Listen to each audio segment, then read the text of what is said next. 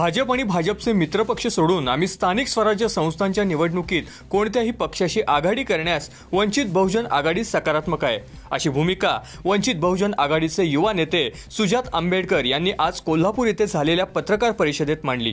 सध्या सोलापूर आणि परिसरात अतिवृष्टीमुळे शेतकऱ्यांचे मोठे नुकसान झाले आहे।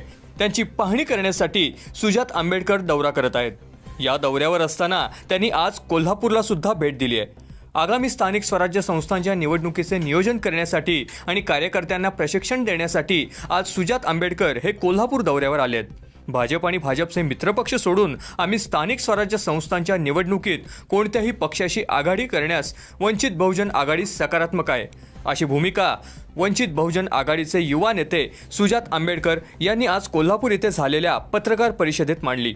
सध्या सोलापूर आणि परिसरात अतिवृष्टीमुळे शेतकऱ्यांचे मोठे नुकसान झाले आहे। त्यांची पाहणी करण्यासाठी सुजात आंबेडकर दौरा करत आहेत। या दौऱ्यावर असताना त्यांनी आज कोल्हापूरला सुद्धा भेट दिली आहे। आगामी स्थानिक स्वराज्य संस्थांच्या निवडणुकीचे नियोजन करण्यासाठी आणि कार्यकर्त्यांना प्रशिक्षण देण्यासाठी आज सुजात आंबेडकर हे कोल्हापूर दौऱ्यावर आले आहेत। सुजात आंबेडकर यांच्या आजच्या पत्रकार परिषदेतील काही महत्त्वाचे मुद्दे।